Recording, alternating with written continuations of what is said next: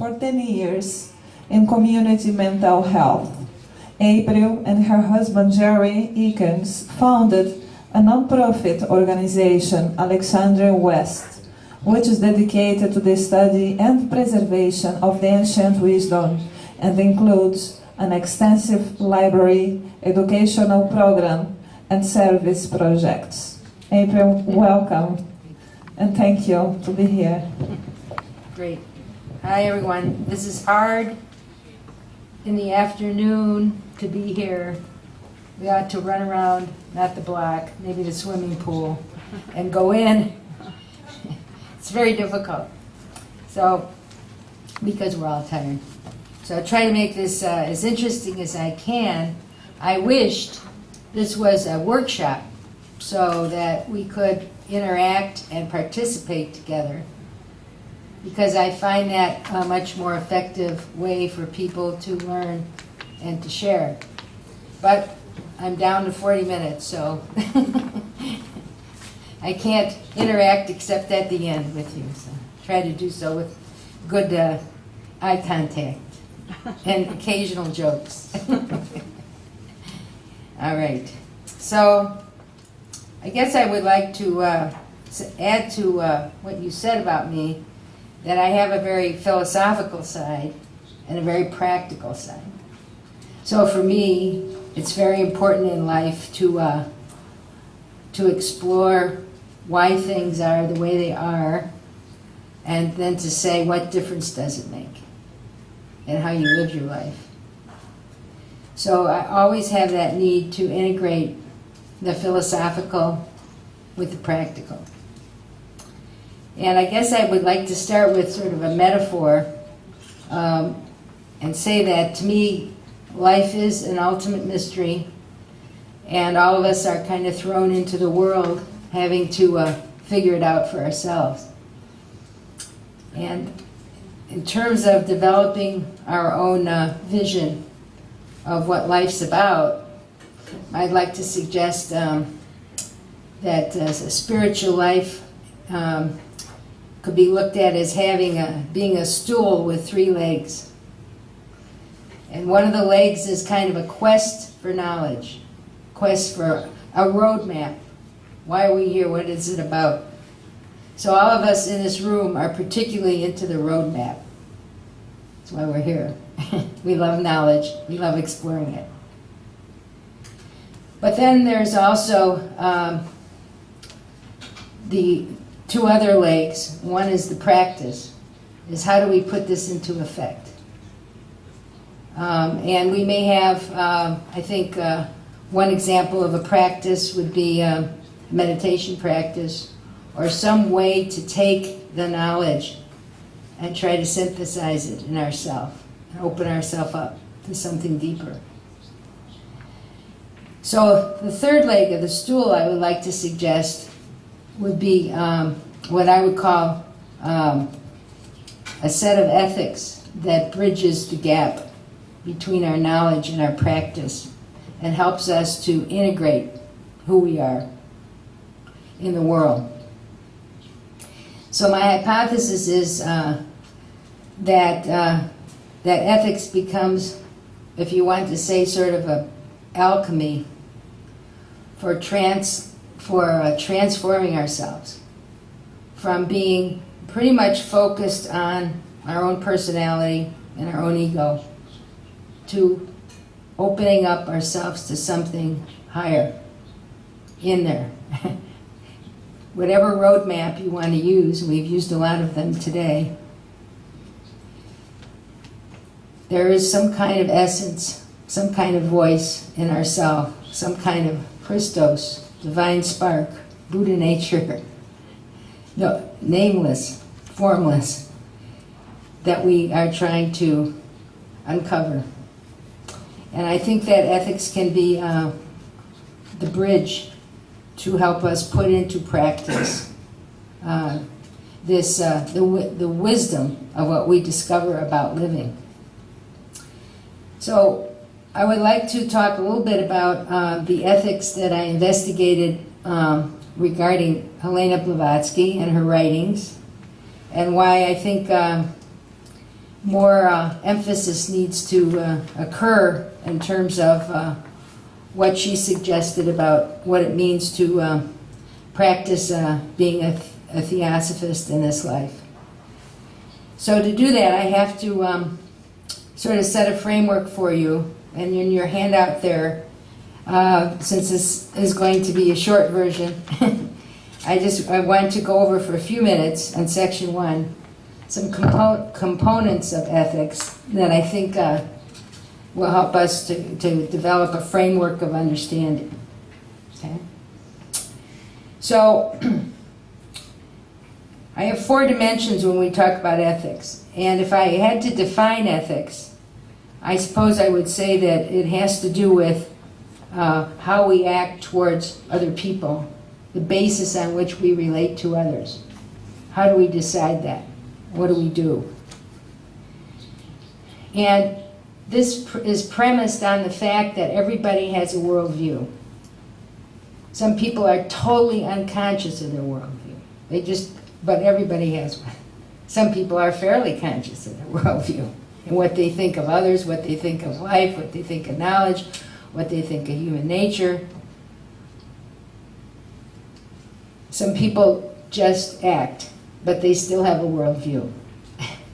And it's out of that worldview that they develop their ethics.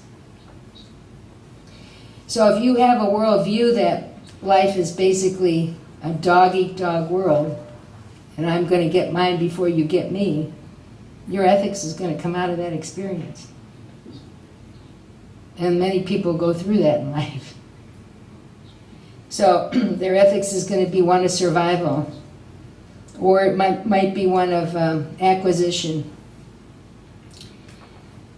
On the other hand, if you have a worldview that, and I wanted to use Gandhi as an example as I go through these 4 dimensions. Gandhi believed that he had a Vajravedanta point of view that everything is really a manifestation of the divine and God. And that it's very important for all of us to realize that we are basically one with one another. So if you have that point of view, then you're going to look at life a lot differently, and your ethics are going to develop in a different way. So out of this worldview, then we develop a moral code about what we really value. Those are beliefs that we have discovered to be important to us. Whether, again, we're aware of it or not, we live these beliefs. We may believe in honesty as being essential, at least I do, to trust and to relationships and to the human condition. If you can't be honest and trust people, you have no basis to have a civilization. So honesty becomes sort of the bedrock for us being able to relate. Courage, to follow through on what you believe is right.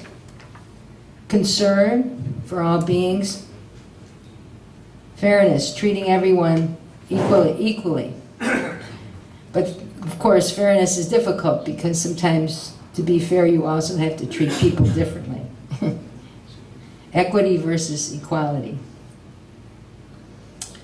So those could be examples of values, and someone like Gandhi would have said they're the bedrock of relationships. Now, principles are really ideals that we have that combine different values. So for instance, veracity means truthfulness. Well, to be truthful, you have to be honest. You have to be sincere. You could think of a number of values that would compose veracity as a principle. Same thing with compassion, justice, and wisdom. If you began to think about what comprises compassion, what values compose that ideal, Then you would be thinking about caring of others, nurturing, responsiveness, awareness of other people's needs, empathy. Those kinds of values would make up an ideal like compassion. Ethical standards would be guidelines. And of course, my favorite one is the Golden Rule.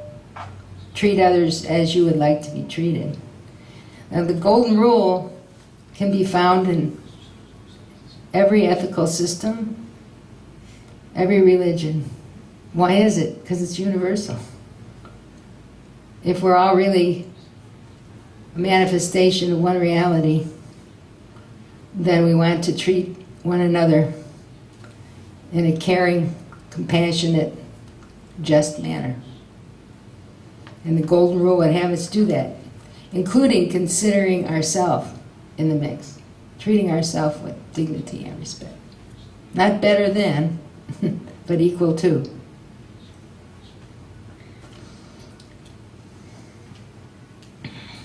So one component, oops, woke you up, didn't I?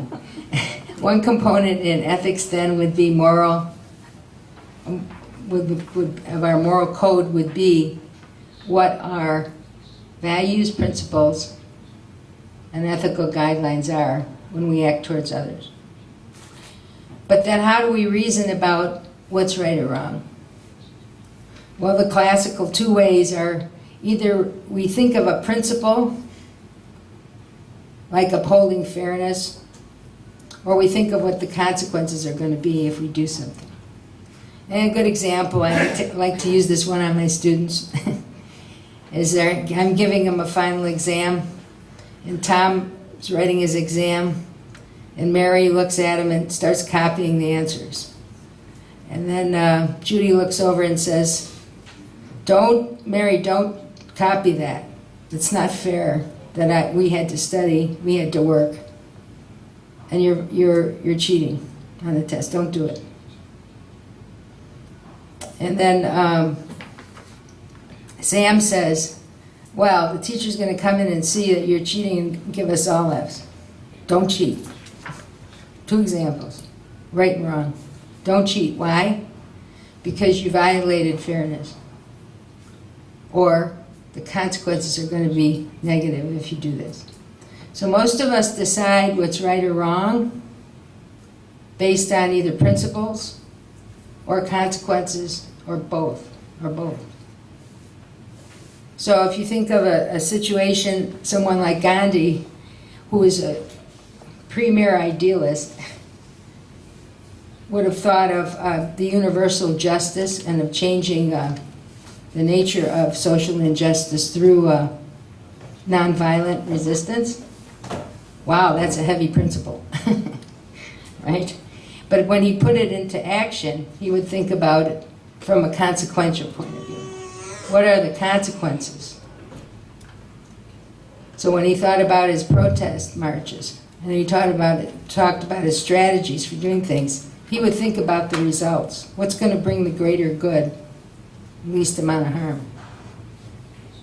But he always used principles as the basis for his actions. So he combined both. Okay? Now, this part of ethics is all cognitive. It's in your head. It's about exercising moral judgment, thinking about it and deciding. The third component is about your character and what you're able to do. You might believe in honesty and courage, but are you an honest person? Are you a courageous person? That depends on virtue. Virtue. An old word. The Greeks understood it. So virtue is about cultivating the qualities in yourself to act on what you think is right. Now, you know, if you want to be good at anything, the way you get good at it is practicing it. If you want to be a great athlete, you got to work out all the time. You want to be a great artist or musician, you're always working on it. So if you want to develop virtue, you got to work on it. Some of us may have some natural strengths, but we also might have some weaknesses. We can count on that. So virtue is about balancing out in yourself these strengths and weaknesses through practice and change. For example, thinking about Gandhi, how much courage he had. How did he do it? One way was self-discipline. He learned how to really discipline himself to be able to follow through in the face of great adversity and personal risk. That takes moral muscle. It's not just in your head. It's something that comes from practice. The other place it comes from is being inspired by role models. So if you think of someone that you really, really look up to, could have been a teacher, could have been a parent, could have been someone famous, not famous, but you really admired them. Oh, I want to be like. It's those people that inspire you to cultivate that virtue. A couple examples in Gandhi's life were early in his life, he joined the vegetarian club in England when he was practicing to become a lawyer. He met Thoreau, he met Tolstoy. He was totally inspired by many of their ideas and about how they lived their life. So role models, very important way that we develop virtue. Now the interesting thing about virtue is that if you ask the question, what's the difference between a virtue and a vice? And the answer is the middle path, moderation. If you have too much virtue, courage, if you're too much courage, foolhardy, you start jumping off mountains, get yourself killed, needlessly. Too much. Too little, cowardly. So virtue is this very interesting combination of moderating your strengths so they're appropriate to the situation. Those qualities in yourself to do that. And what's interesting is your virtue can become your vice, and your vice can become your virtue. So if you get too excessive in one area, that can be your Achilles heel, your downfall. Some people say that Gandhi was too harsh. He was so self-disciplined that even though he advocated compassion, he treated his family pretty roughly. That's the shadow side of self-discipline. There's a certain harshness. I heard that Mother Teresa was a slave driver when it came to her nuns. She had a really harsh, authoritarian, kind of brutal side. Leave your ego at the door if you want to work with me. So you can take that great strength and you'll find a shadow side to it. So we have to watch out for our virtues and our vices. Then the fourth one is motivation. Like, why do we do what we do? Are we doing it so that we feel good about ourselves? Am I helping you because I want to flatter my own self-image, being a good person? Or am I helping you because you need it? See, if you need it, that's the reason. If you're doing it because it makes you feel good about yourself, at least know it's about your ego and not necessarily what's needed. Now, I would say motivation is really a spiritual key. Motivation. Because if you think about opening ourselves up to that intelligence, that divine spark within us, that takes a practice. That takes a practice of self-reflection, awareness of who we are. It's not just an intellectual knowing It's a self-awareness. It's seeing things for what they are in ourselves. That's why so often meditation is suggested as a practice. So when we really see what our game is as a human being, we're going to get somewhere. Because then we have some freedom to decide how we're going to act. I think most of the time we act out of mixed motives. It makes us feel good. But on the other hand, maybe it's the best thing for the situation. And it seems to me the closer you can get, the alchemy is towards understanding who you are and acting on the basis of what's needed in each situation. The closer you're going to be towards being part of that whole, in the moment, in the process of life, in terms of what's needed now. Wow, that takes work, that takes practice. So, I'd like to, since I don't have a lot of time, I wish we could talk about some of this, and maybe we'll have some questions to you about your own values and what you think is important. It's how we grow and learn.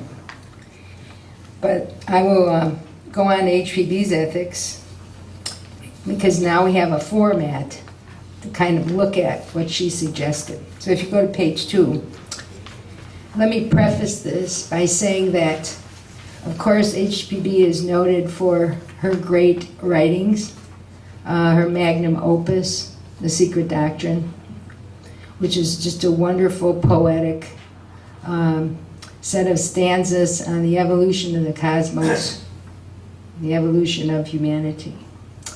And done in such a symbolic way, it's really, I found it to be eye-opening. Many of the talks that I heard today all have components that relate to the secret doctrine. When we talk about the keys to understanding the nature of the universe, geometry, numbers, so many of the keys she talks about, astrology, she looks at different systems of esoteric thought and compares them. And I think I haven't found any richer set of metaphors to understand the universe than HPB's secret doctrine. But there is another side to what she talked about in terms of spirituality, and that's the ethical side of our own self-development. So I thought I would take a few of her most famous direct quotes to try to sketch out, just very briefly, a set of theosophical ethics based on her ideas. She was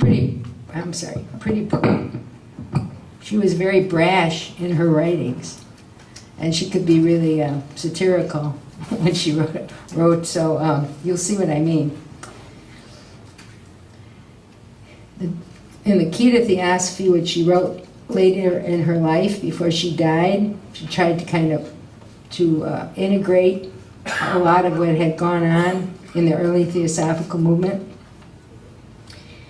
And so she wrote in both the Key to Theosophy and Practical Occultism, the ethos, or the key principle that theosophical ethics is based on. So with tongue-in-cheek, she says, from Practical Occultism, it is easy to become a theosophist. Any person of average intellectual capacities and leaning toward the metaphysical, of pure unselfish life, who finds more joy in helping his neighbor than in receiving help himself, who is ever ready to sacrifice his own pleasures for the sake of other people, and who loves truth, goodness, and wisdom for their own sake, not for the benefit they may confer, is a theosophist. That's not so easy. And I think in our materialistic world, our preoccupation with ourself and our own needs often takes precedent over seeing what the big picture is and what needs to go on. I think Erica was telling me she's studying social psychology, seeing the big needs, bigger than just ourselves. In the key to theosophy, she says, the true theosophist pledges oneself to a life of altruism. One has to work to bring the divine self to guide every thought and action. A true theosophist ought to deal justly and walk humbly. There's a lot in that statement. I think that idea of being aware of your own ego, then how you operate, is very important. And learning to use yourself, that's whoever you are, whoever your personality is, as a vehicle to basically relate and care about the world. Who's in charge? That's the question. Is it one's unconscious ego running around doing things? Or is one aware? Is one is insightful about that? It comes from a practice of self-reflection, self-awareness. So we can see that altruism here is the chief ethos. I like this article when I first got my social work degree. I was studying theosophy. And one of my first teachers handed me this article and said, "You need to read this, you're a social worker." So this is one of her articles from her collected writings. Let every man prove his own work. He who does not practice altruism, who is not prepared to share his last morsel with a weaker or poorer than himself, he who neglects to help his brother man of whatever race, nation, or creed, whenever and wherever he meets suffering, and who turns a deaf ear to the cry of human misery, who hears an innocent person slandered, whether a brother theosophist or not, and does not undertake his defense as he would undertake his own, is no theosophist. It's a very famous quote. It really kind of challenges us to get past the apathy of kind of just getting by in life and really come to grips with who we really are and what we're really about. So that's the ethos. Now in the key, she also discusses a set of principles that really help to kind of flesh out, well, what do you mean by altruism? And the first one is duty. Oh, that's an old word. I think we've lost the meaning of that one. I would also say a more modern contemporary word is responsibility. Duty. You take on an obligation, you do it. You're reliable. People can count on you.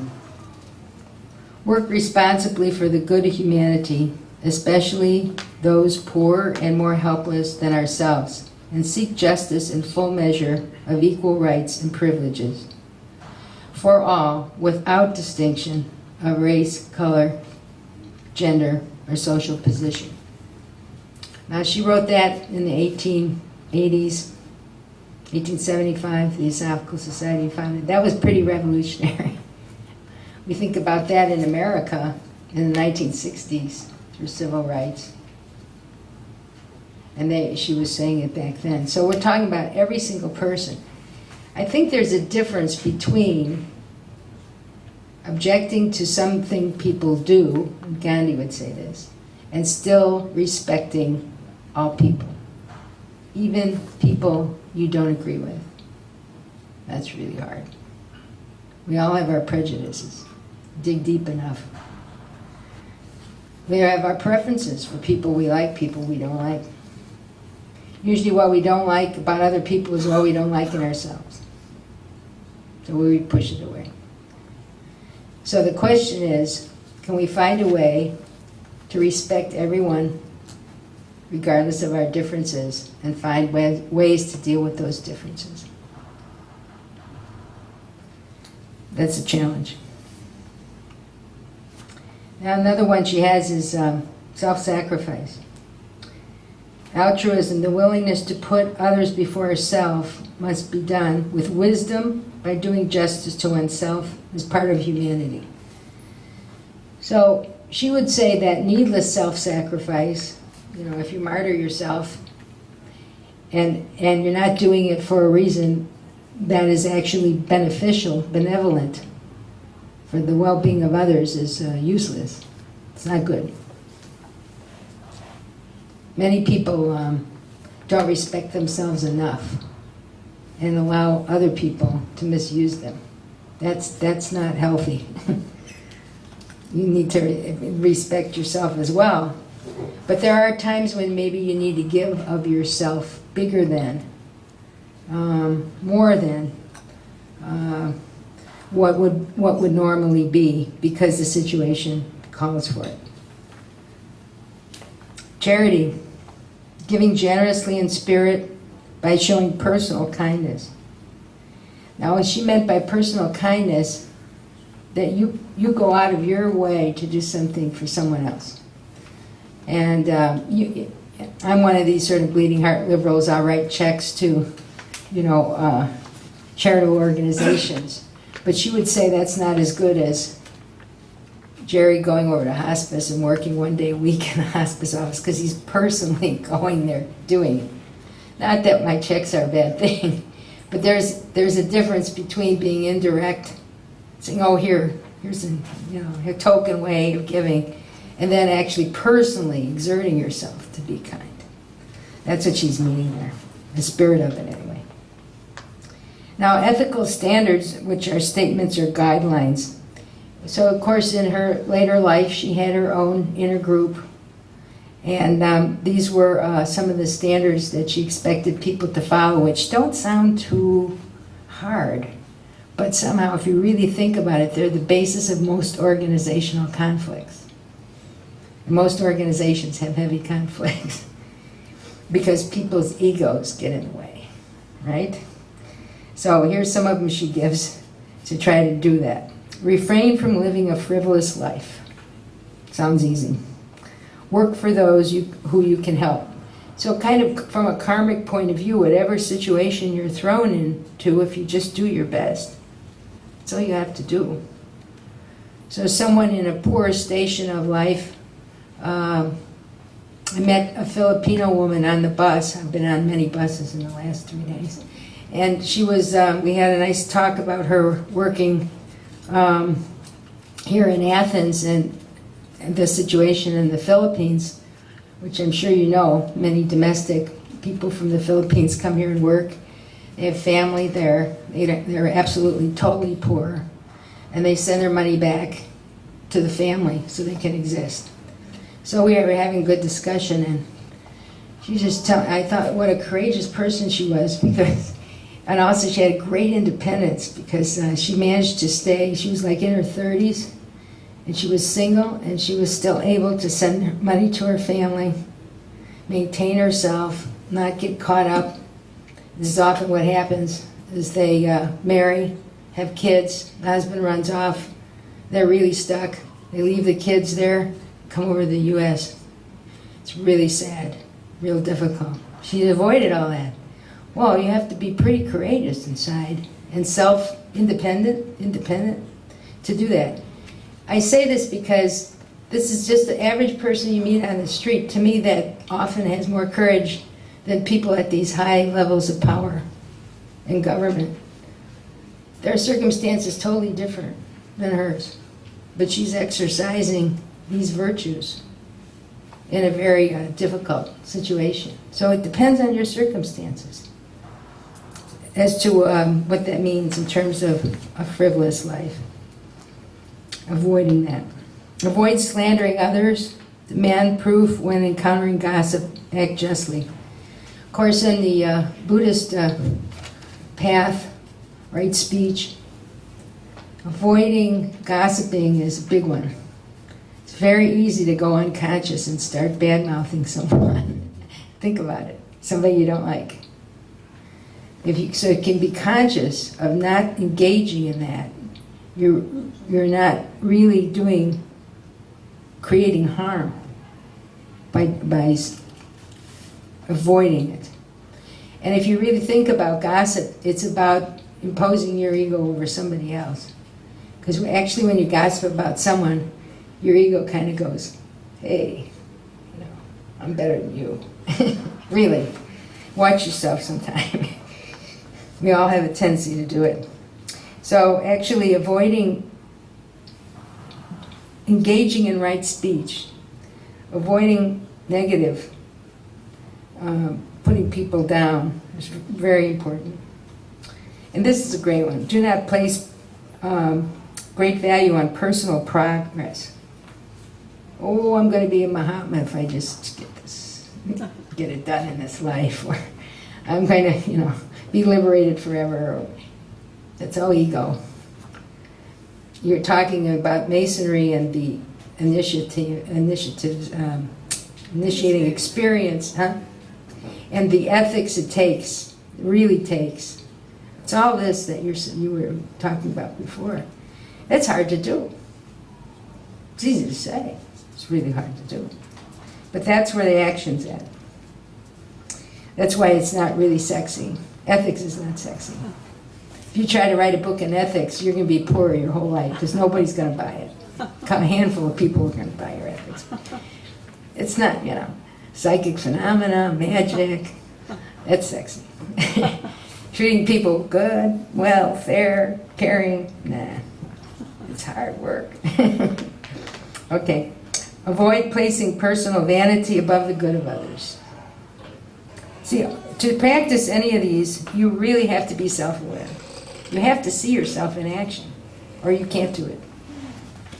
Recognizing one's faults, praising others for their efforts, forgiving others for their shortcomings. Wow, there's a lot of humility there in that. So these are interesting to experiment with and try with yourself. Now, thinking about virtues, those were guidelines, principles, again in your head. But I would sort of submit to you that where the action is really at in ethics is virtue ethics, which the Greeks understood totally. So the Greeks believed if you lived a life of moral excellence, you would live the good life. That's what life was about. And to do that, you have to cultivate these virtues. Now she has a sweet little book called The Voice of the Silence, which she said were taken from sort of Buddhist precepts and paramitas.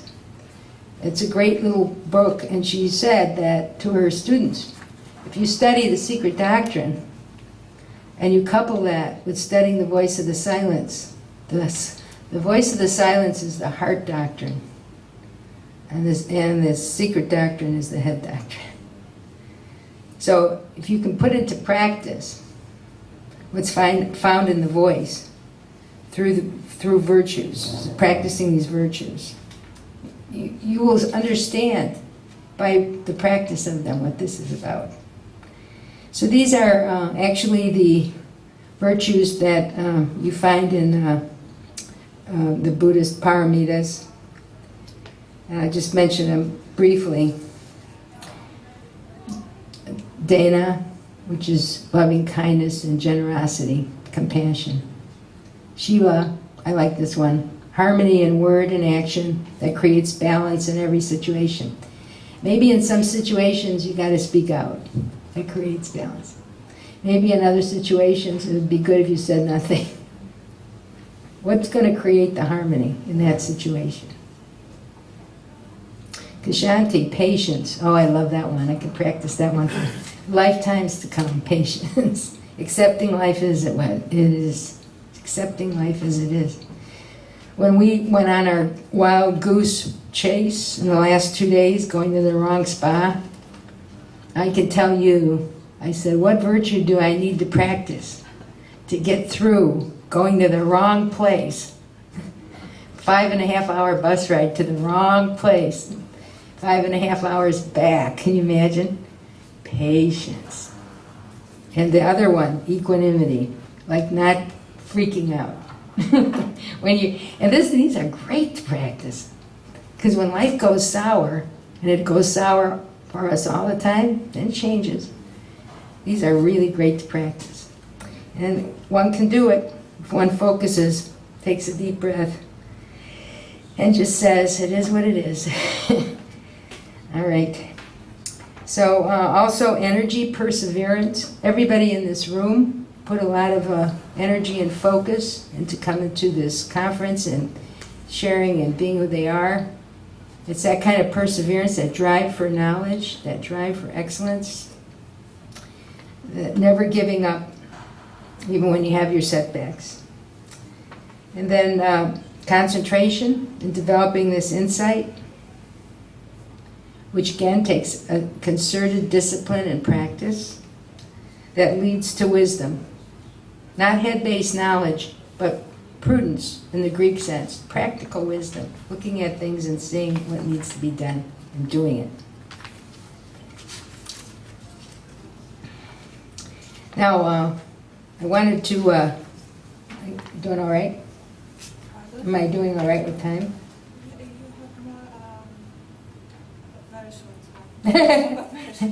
Good, because I'm on my last section. I'm like Jerry, perfect timing. Okay, so putting this into practice. This goes back to right knowledge, right motive. And this is the one that I really wanted, I meant for you to read, my teacher told me to read when I was going into social work.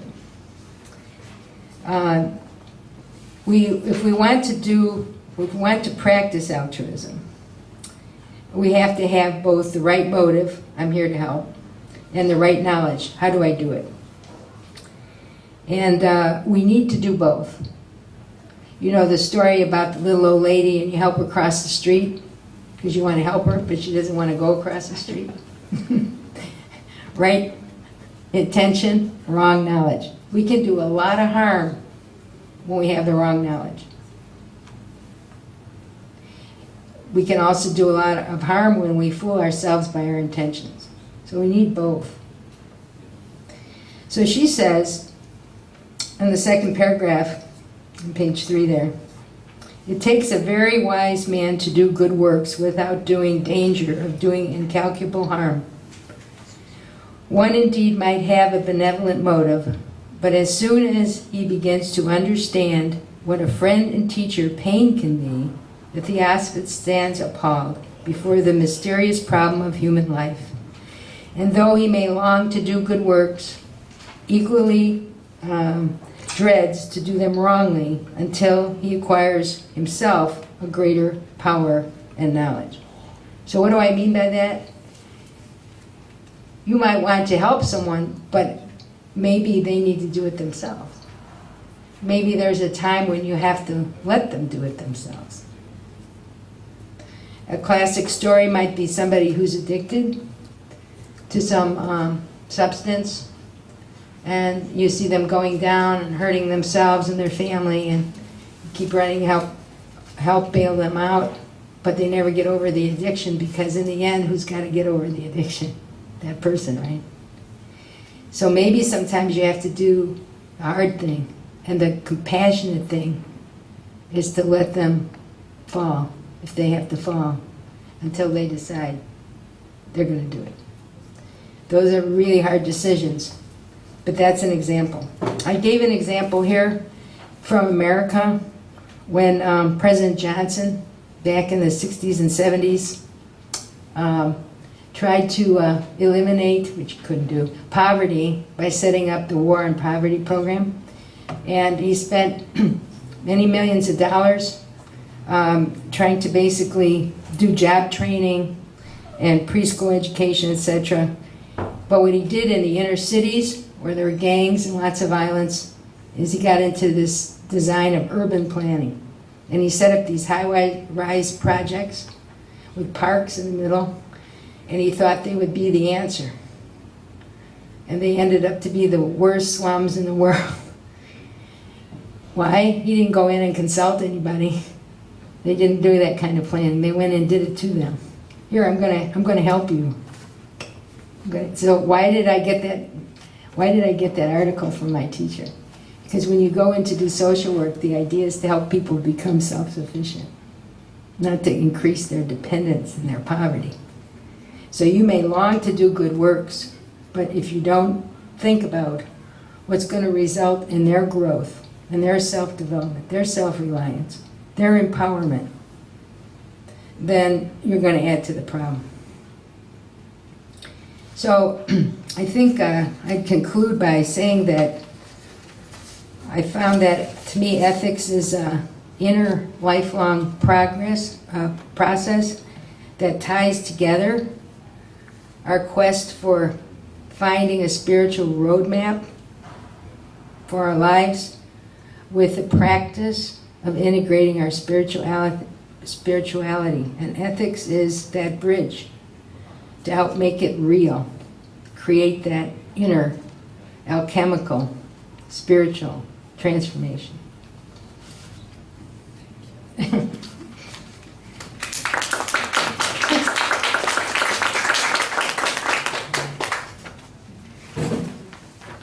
It's open for questions. Okay. The idea of responsibility that you were talking about, that you used the word motivation, responsibility. In the time when I grew up, right after the war, in the late 40s, it seems that all children were raised with that responsibility to help others. It was part of our concept within our family groups. Yes. And I don't see that. No, I don't see it either. Well, among the many different graduate courses I teach, one of them is ethics in public service. And I call it public service. I don't call it public administration. I don't call it public management. I call it public service, so they get it. It's about that ethos of service and responsibility. And I would say that many students today have no sense of work ethic, and they have to be, in a sense, part of their this is in America, I don't know about Right. this. I'm not talking about the United States. You have to actually teach them that ethic of being responsible as being part of the job. It's not coming from the home. And also, even in school, I went through public schools, and we still had projects that we were involved in that were public, helping other people or doing things for other groups. And, Και στα δημόσια σχολεία όταν πήγαινα υπήρχαν σχέδια για να βοηθούμε άλλους ανθρώπους, υπήρχαν projects για τα οποία έπρεπε να βοηθούμε άλλους ανθρώπους, όπως ο προσκοπισμός. Μιλάω στα εγγόνια μου γι' αυτό.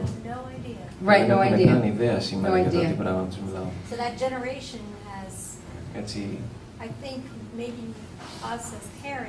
νομίζω ότι εμείς ως γονείς πρέπει να δώσουμε το ίδιο στα παιδιά μας. So I think that creates a terrible fallout in our institutions and society. Νομίζω ότι υπάρχει μια πτώση στα Ινστιτούτα μας και στην κοινωνία.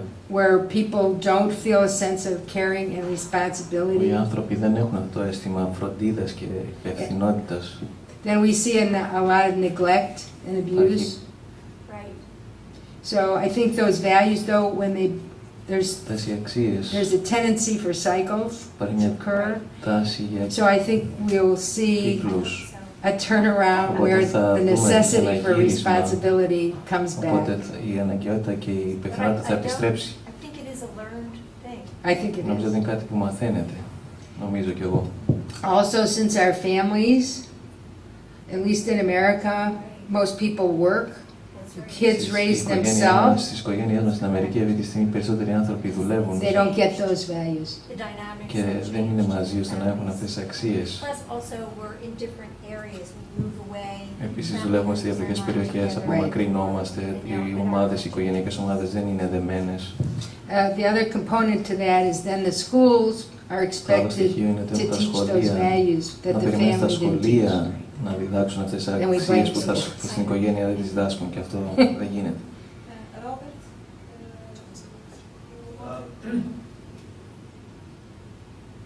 Yeah, I suppose I want to be a bit cynical, but Να είμαι λίγο κοινικός. I remember some Θυμάμαι sort of legend about the Buddha. κάποιο είδος θρύλου για τον Βούδα όταν τον ρώτησαν. If he? Not regretting anything, did you say? Αν μετάνιωσε κάτι στη ζωή. Oh. And the big question really is, are we responsible for ourselves, Yes. our own search, Right, or responsible for everybody else? right. If you don't start with yourself, Το ερώτημα είναι, είμαστε υπεύθυνοι για τον εαυτό μας ή για όλους τους άλλους. The story, I'm sure it's not true, but the cynic says, well, he said, yes, one thing I regret is I wasted a lot of time trying to tell others how to do it. yeah, exactly. Αλλά ο κοινικός λέει ότι δαπάνησα πολύ χρόνο προκειμένου να πείσω τους άλλους, να μάθω τους άλλους πώς να το κάνουν. So I teach ethics. Διδάσκω ηθική. The students are going to look to me and say, what kind of person are you? Και θα μου πούνε τι είδος άτομο είσαι, τι άτομο είσαι, πώς μου συμπεριφέρεσαι, μου συμπεριφέρεσαι Are you there δίκαια. because you care about me? They're going to look at how I act. So the best that I can do is to live responsibly and ethically, a good life, να ζω μια καλή ζωή. myself. Η ίδια. And I think when you do that, Νομίζω ότι όταν το I'm κάνεις an αυτό, idealist, so I spend a lot of time, είμαι ιδεολόγος. since I practice a lot of Buddhist philosophy, Έχω εξασκηθεί πολύ στην βουδιστική what I can do φιλοσοφία. right now, right here, the best I can, and being at peace Πρέπει να with that. κάνω οποιαδήποτε στιγμή το καλύτερο που μπορώ να κάνω. And I think that when you do that, Όταν το κάνεις αυτό, you do think about yourself and others. I σκέφτεσαι think και για τον εαυτό that σου the και για τους synthesis άλλους. comes Η about σύνθεση from τους the constant process of doing it. είναι μέσα από τη διαδικασία του να το κάνεις. Ορλάντο. You say that ethics is not sexy. Λες ότι η ηθική δεν είναι σεξι. Usually, Συνήθως. yeah, I'm being facetious there. No, I think that people make sound not sexy. Ίσως πιστεύω ότι οι άνθρωποι την κάνουν να μην φαίνεται σεξι. But why not make it sexy? Γιατί να μην την κάνουμε σεξι. And let me explain why Yes. I'm going. Αφήστε με να εξηγήσω πού το πηγαίνω. Because I find here a contradiction and I want to see your opinion. Θέλω τη γνώμη σας. Generally, sexy is a role model. Συνήθως, γενικά, το σεξ είναι ένα πρότυπο. You are inspired by someone. Εμπνέεσαι από κάποιον. I find Ramakrishna sexy. Εγώ βρίσκω τον Ραmakρίσνα σεξι. I want to be like him. Right. Θέλω να είμαι σαν αυτόν. Okay.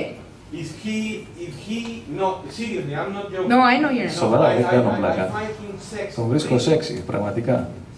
And so if he says, Don't point at me, I'm not.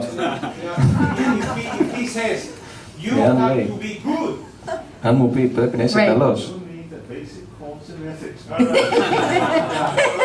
No, but it's not about sex. It inspires me. Μου εμπνέει. It makes if the man says you have to be good. Right. Αν ο άνθρωπος πει πρέπει να είσαι Right. καλός, θα είμαι καλός. Because I am in awe of someone that I admire. Γιατί είναι κάποιος που θαυμάζω. So why ethics teachers, instead of being flamboyant and Τι μας inspiring διδάσκει and τελικά η ηθική, uplifting, εκτός από το να εμπνεόμαστε και να είμαστε... they try to erase themselves, and then there is nothing to copy. Because morals in the end is to copy what someone Η else is ηθική στο doing. τέλος είναι να αντιγράψει κάτι που κάνει κάποιος άλλος. And I will even say, ethics is only turning on the basic goodness Yes. Η that ηθική already exists ουσιαστικά in Right. everyone. That's right. τη βασική καλοσύνη. Just a minute, Roberto wants to comment something. No, I think the adjective sexy is quite interesting. Το σεξ είναι πραγματικά I was trying to ενδιαφέρον. wake you up. Everybody was. Προσπαθούσα να σας I know ταρακουνήσω. a lot about sex. Εγώ ξέρω πολλά σχετικά με το σεξ. I'm being serious as well. Yeah. I have done quite a lot of work for television. And Έχω κάνει αρκετή the δουλειά για very την first τηλεόραση. documentary I did. Το πρώτο ντοκιμαντέρ που έκανα για το BBC. And I was very fortunate to fall on one of the very interesting and very professional producer. Είχα την τύχη να ήμουν με έναν πολύ επαγγελματία παραγωγό και είχε μόνο ένα επίθετο. Which was sexy. Το οποίο ήταν sexy. And he would say, well, look, this is sexy or this is not sexy. Και έλεγε πάντα αυτό είναι sexy, αυτό δεν είναι sexy. If you're going to show something, it has to stimulate the viewer. Όταν πρέπει να δείξεις κάτι, πρέπει να... So, I agree, I think I understand what να ερεθίσει το κοινό και αυτό είναι sexy. Right. Using sexy as a sort of very broad. Right. Indeed, if something is sexy. Πράγματι, αν κάτι είναι sexy. I've learned this because I've taken Egyptology and I've made Το έχω it μάθει αυτό γιατί έχω πάρει την Αιγυπτιολογία γιατί την βρήκα sexy. Sexy. But some professional Egyptologists who are extremely learned are not sexy. Αρκετοί Αιγυπτιολόγοι που είναι εκπαιδευμένοι δεν είναι sexy. Δεν τραβάνε το ενδιαφέρον. Νομίζω ότι αυτή είναι η ουσία. Εγώ έχω διδάξει μαθηματικά σε παιδιά της δεύτερης τάξης. Είμαι περήφανος για το γεγονός ότι μπορώ να κάνω extremely sexy. προχωρημένη άλγευρα, πραγματικά sexy. And that's more difficult than ethics. Και αυτό είναι ακόμα πιο δύσκολο από την ηθική. But it works because the children are stimulated. Γιατί τα παιδιά είναι ερεθίζονται από αυτό. Right. Συμφωνώ μαζί σας αυτό που λέτε. Let's not be this ego part. Yes, I agree. Has to be there. No, I agree. Αυτό το κομμάτι του εγώ πρέπει να είναι εκεί. Just before pass the ball to April. Δώσω την μπάλα. Just one last sexy comment. Ένα τελευταίο sexy σχόλιο. Άλλος κάνει sexy σχόλια. At least everybody is smiling. Well, you weren't here, but Εσείς είστε εδώ. I said that there's nothing less sexy than to listen to an astronomer trying to explain Δεν υπάρχει the τίποτα precession of the equinox. λιγότερο σεξ από το να ακούσεις έναν αστρολόγο να μιλάει για την ησημερία. Gyration of a belly dancer. If you remember. There you go. Now that's sexy. Right. Και μια χορεύτρια της κοιλιάς είναι σεξ. You can make something very sexy or not. Right. Μπορείς να κάνεις κάτι πολύ sexy ή όχι. In the way you define it, I totally agree. Με τον τρόπο που το καθορίζετε, συμφωνώ απόλυτα. I think it's great. I think you have to integrate all parts of the self. Yes, as it. Now we will hear the Another Indian way comment of on sex. sexy. The Indian way. Who would know that would get the biggest response? Sri Ramakrishna Ο Sri Ramakrishna appears to be very sexy, εμφανίζεται να είναι πολύ sexy. but like any other gurus Αλλά όπως who όλοι look άλλοι sexy, γκουρού που φαίνονται if sexy. you work towards following what they want you to do and get closer, Αν δουλέψεις να ακολουθείς αυτό που θέλουν να κάνεις και το πλησιάσεις, τότε καίγεσαι. and I think that's what you're meaning, that is when you really come closer and want to start Και αυτό είναι που εννοείς όταν λες ότι όταν πλησιάζεις κοντά και θέλεις να ακολουθείς αυτό που that's σου when οδηγείς τους, your real motivation comes into play, τότε το κίνητρό σου and you're not simply attracted to the εμφανίζεσαι outer. και δεν σε προσελκύει απλά το εξωτερικό κομμάτι. So I just want to make mention of the fact that there's different ways to define what Υπάρχουν sexy is. διαφορετικοί τρόποι να καθορίσει κανείς τι είναι σεξι. If you define it as stimulating, Αν το creating a καθορίσει passion for ως something, ερεθισμό, δημιουργεί it ένα can πάθος για have very κάτι, beneficial results. τότε μπορεί να You πάρεις. can also define sexy as being sort of superficial in appearance, not getting down to the substance. Δεν έχει κάποια υπερβατική εμφάνιση. So it kind of just ουσία. depends on how you want to define it. But in the ways you have both defined it, Και it makes very good sense. φαίνεται πολύ λογικό και με τους δύο τρόπους που το I think καθορίζετε και οι that δυο σας. Orlando wants to explain that he means that Ο Ορλάντο θέλει να εξηγήσει perhaps he didn't meant the sex in a superficial way. No, we know that. Εννοούσα το κίνητρο. It's about fire. Πρόκειται για τη φωτιά. Χρειαζόμαστε φωτιά. I got it. I agree with you Συμφωνώ μαζί that we σας. need to develop ethics. and we Χρειάζεται need να to αναπτύξουμε την develop ηθική a glorious vision of what a human being και can ένα be. λαμπερό όραμα για την ανθρωπότητα. That's a little bit what I was saying Yes. by the example. Yes, it's Γι' αυτό good. είπα και εγώ στην ομιλία μου με το παράδειγμα. I have another example. Έχω ακόμα ένα παράδειγμα. Blavatsky was very sexy. Η Blavatsky ήταν πολύ σεξι. It's fantastic. Είναι φανταστικό. Όχι. Ο Ρόμπερτ διαφωνεί. Her life is so attractive. Η ζωή της είναι τόσο ελκυστική. And that is where